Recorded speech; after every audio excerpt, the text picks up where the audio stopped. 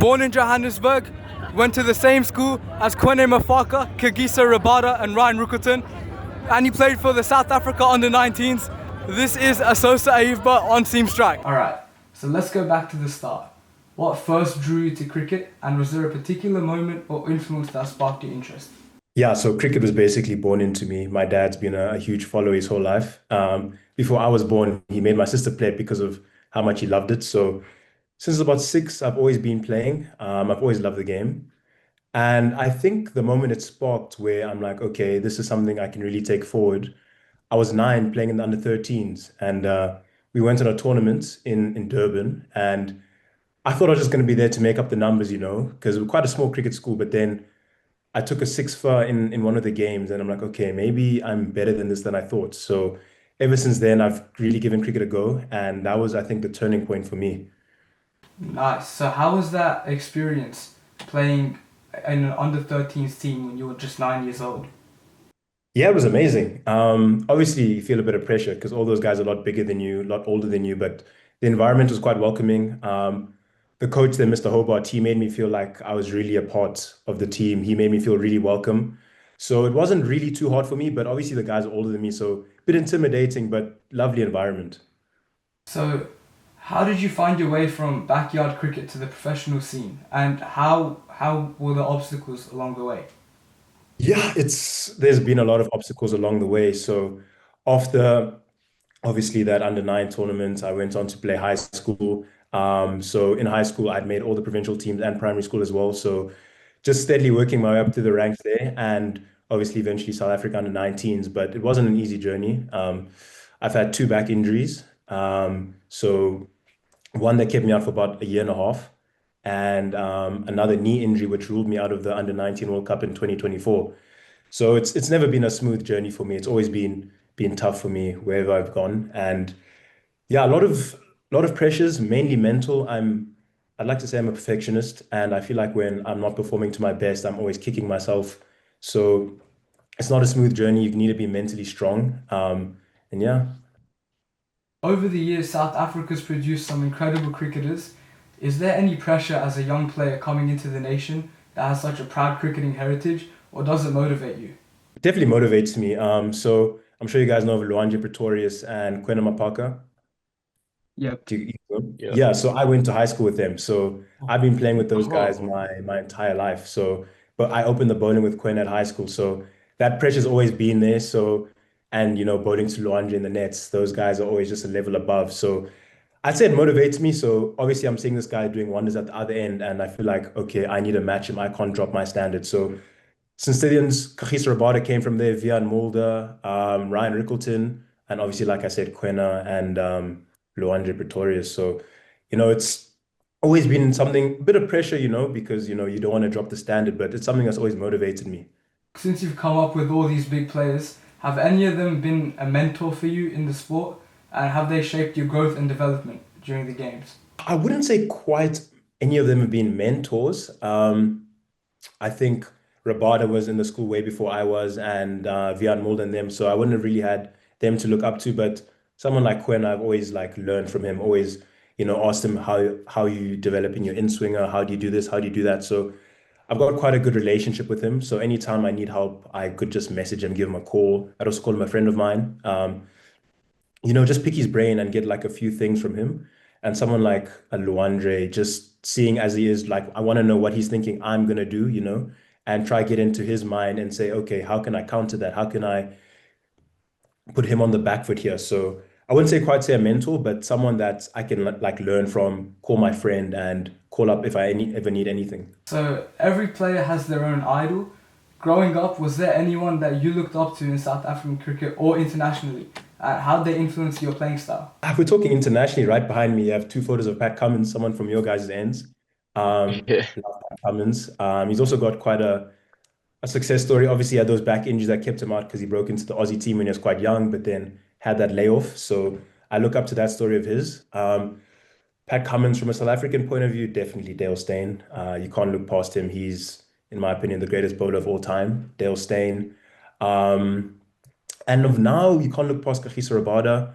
KG is just world class. And I do love the faster guys, Brett Lee, Shoaib Akhtar, Sean Tate, just sheer pace is just amazing to watch.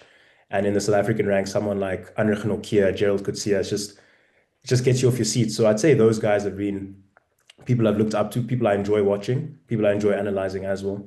Now that you've made it to the under 19 level for South Africa and you're potentially in this SA20 auction, like what was your reaction to this and what was your, like who did you share the news with first? Obviously, my dad.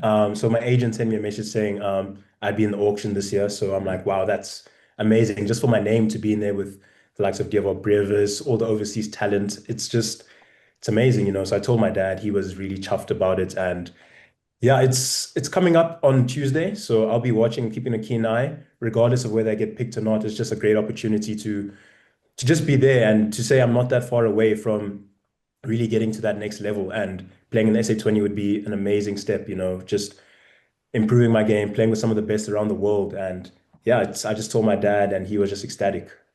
Whereabouts are you based? I'm based in Johannesburg. So you're going for Joburg, hopefully? Anyone, to be fair. I do keep a keen eye on the Paul Royals just because, like I said, Kwene and Luandri are there and I grew up being their mates. But, you know, any opportunity would be amazing. Is there anything in particular that excites you about the league? It's just amazing to watch. I think I myself, I'm a cricket nuffy. I love cricket. I love stats. I love everything about it. So I think the way it's like revitalized domestic cricket within South Africa has been amazing. People I never even knew a single thing about cricket would ask me if I want to come to games with them. The way it fills out stadiums is just amazing. And I think the excitement aspect of it is amazing as well.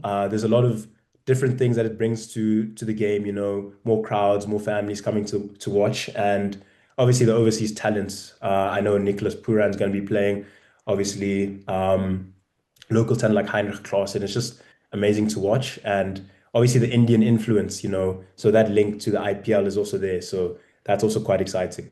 Is there any players in particular that you're really excited to play with or even play against? I would say someone like a Nicholas Puran, you know, like seeing the way he plays T20 cricket, like how bowlers struggle to bowl to him it'll be good to go up against him and see what kind of plans I would form against him. Nicholas Puran, from a South African point of view, Devo Brevis, I'm a massive fan of him. He's only about 3 years older than me, but massive fan of the way he takes on the game, his approach, fearless cricket. And I'd like to see maybe test myself against him. Probably say he's the best six hits in the world. And then there's the Heinrich Klaasens, the local talent. I know Joe Root's not coming back this year because of the Ashes. I think Josh Butler's in the auction, which will be amazing to watch. No, not in the auction, he's gone to DSG. So a couple of those guys would be nice to bowl to. So Luandri and Maphaka, they've already broken out from the under-19 squad. Who do you think will be the next breakout star from your under-19 squad and why?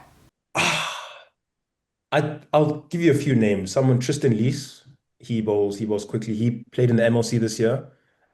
He bowls really quickly. Someone like Ngubani Mokoena, he played in the 2024 World Cup. He's bowling quite well now. He's someone to watch. And I think part of the under-19 crop now, Jason Rolls, he's a top left-handed batter, someone to keep your eye on. So I'd say those three are the three that I'd say I would keep an eye on, a keen eye on. Do you see yourself up there with those three as well? I've got to put myself up there. You know, you've got to be confident. If you don't believe in yourself, who's going to believe in you? Yeah, confidence is key. Confidence is key. You know, cricket's a mental game. You can't put yourself down, you know. So I'd say I'd put myself up there. Just got to keep working, you know, just work as hard as possible. Let the success rather speak for you. And yeah. You're already in the auction for the SA20. The IPL is looking not that far. So do you see yourself playing there one day? And which teams or players did you support growing up? Yeah, the IPL, I've watched it since I was a kid, you know. It's quite a way away, but I definitely envision myself being there. It's a dream of mine. It's a dream of my parents. They always talk to me about the IPL and how they'd want me to play there, and I'd obviously want to play there. So keep working towards that. I wouldn't say it's in my immediate headspace, but I'm someone that likes to take things slowly, but yeah, definitely on my radar in the future. Growing up, I think almost every South African supported RCB purely because of AB de Villiers. So grew up Yeah. a huge RCB fan. This year was amazing to watch RCB win the title after 18 years, Virat Kohli. So yeah, big RCB supporter. But these days I do just watch a lot of players. I watch a lot of Mumbai Indians play. I watch a lot of CSK play, but my heart lies with RCB. Luandri Pretorius, he's shown some impressive all-round performances in youth cricket.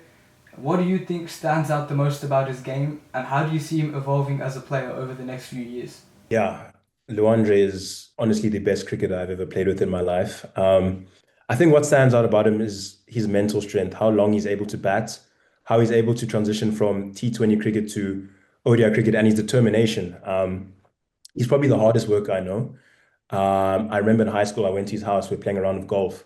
He told us halfway through the golf session, no, guys, I've got to leave. I've got to go hit balls. And that just speaks to how, how well he's done at such a young age. He's so focused. And yeah, I genuinely believe he's going to be one of the best players in the world. Another teammate of yours, Kwene Maphaka, he's earned a reputation for his pace and aggression on the field. So, as a fellow bowler, what's it like watching him in the nets, and how do you rate his potential to succeed? I'm glad I'm not a batter. That's all I'll say. He's very scary, very aggressive kind of guy. He's got the mentality of a winner, He's not afraid of anyone. So we've played older guys and he's given them a bit of lip. And I think his aggression is what makes him stand out. He's ball's quick, and I think the sky's the limit for him, honestly. Left arm, swings the ball back in, got good skill. I think also he's just got to be given some time because, it's a little bit raw and, everyone's going to have something to say, but he's a top player, probably the best bowler I've ever played with. And yeah, I think he's going straight to the top. Is there any batsman in particular that he gets out quite a lot? Actually, he gets Luandre out quite a lot. So whenever we play internal games, he gets Luandre out. We had an SN 19 camp, he got him out there. I remember the Lions were playing against the Titans, two domestic teams got him out there. So they've got a bit of a rivalry going on there. All right, next up we've got a bit of a quick fire round. So I'm going to ask a few questions and you've got to answer them rapidly. All right. Who was your favourite cricketer growing up? Dale Steyn. If you could have dinner with one cricketer, past or present, who would it be? Pat Cummins. Who's the hardest bowler you faced in your career so far? I'm gonna say a guy named Sipho Potsane. Who's the hardest batsman you've come up against? Steve Stork. Favourite format of cricket? Test match cricket. Favourite World Cup moment, no matter the year or the team? I'm gonna go South Africa versus India when 100 class when hitting the finals in the T20 World Cup. Next big name in South African cricket? Tristan Lees. Funniest teammate off the field? I'm gonna go guy named Ngubani Mokoena. And who do you think we should interview next? I'm gonna say Ngubani Mokoena again. South Africa versus Australia, ODI 11. So I'm gonna give you two names and you've got to pick which one. Quinton de Kock or David Warner? Tough. I'm going to be a bit biased and edge it to Quinton de Kock. I think he averages about 45 in ODI cricket. Temba Bavuma or Mitch Marsh? For the brand of cricket I enjoy watching, probably going to pick Mitch Marsh. Aiden Markram or Marnus Labuschagne? Aiden Markram. Henry Klaasen or Steve Smith? Can't go past Steve Smith. David Miller or Travis Head? Tough. Going to be a bit biased and edge it to David Miller, probably the best finisher in the world. For all-rounders, Marco Jansen or Glenn Maxwell? Glenn Maxwell. Wicketkeeper Ryan Rickleton or Josh Inglis? Josh Inglis. Adam Zampa or Keshav Maharaj? Kesh, number one ODI bowler in the world. Keshav Maharaj. Ngidi or Cummins? Gotta go Cummins. Rabada or Mitch Stark? Stark is a gun player, but Rabada is... ODI cricket. ODI cricket, I'm going to edge it to Mitch Stark. ODI cricket. Nokia or Hazelwood? Tough one. That's a tough one. Would I rather go to extra pace or the consistency of Hazelwood? I'm going to be biased and go Nokia. And who do you have as the captain of that team? Captain of that team have to be Steve Smith. And so what was the celebrations like when when Temba Bavuma came back with the ICC test mace? Or what was that like watching the final? It was unprecedented. I know. I mean, South Africa's had like a long history of losing ICC events, from 2015 to the 2024 T20 World Cup. So everyone wrote us off. Everyone said there's no chance we're going to beat Australia. So I think it was amazing. The whole country, knew about it because the main sport here is rugby. So it became a thing of, okay, everyone knows we won the Test Mace. It was so packed at the airport. They did multiple street tours with the mace, and it was amazing. I think cricket really got put on a pedestal that week, especially Test cricket, and I think that's really important for the game because of the way Test cricket has been slowly falling away because of the length. But I think it did wonders for the country, and I think more eyes will be definitely viewing more Test cricket from now. For the SA20, who do you reckon will be the highest run scorer this coming season? Highest run scorer, Joss Butler. He's proven himself across many seasons, to be fair. Probably the best white ball player England have produced. I think he's playing at the Durban Super Giants. I think he'll do quite well there. And who do you think will get the most wickets? I'm going to go someone foreign again, Noor Ahmad. He had a fantastic tournament last season, and he's playing on wickets that will suit him. So I'm going to go Noor Ahmad, again. Any dark horses we should be looking out for in terms of players? Dark horses, Jordan Herman. He's just scored 200s in a row for the SAA side. Jordan Herman, and I'd probably say on an all-rounder like Evan Jones, if he gets picked up, he'll be quite handy. And who do you think will win the tournament this season? Ooh, it'll be tough because auction still needs to happen, still need to see all the teams, but I'm gonna say Joburg Super Kings just because I'm a Joburg boy myself. Yeah. All right, and one last question. Who's the most famous contact in your phone right now? My most famous contact. I've got Rabada's number, but I've saved it. I don't think he has my number saved, but because I'm on the same group as him. But I'd say a mutual contact would probably be Kwene or Luandre, one of those two. All right, well, that's the end of the interview. It's been great getting to know more about your journey and your teammates, obviously. So as you continue to rise through the ranks, we'll be following your career with great interest. So thanks for your time, and we wish you the best for your future. Perfect, guys. Really appreciate it. Thanks for having me on.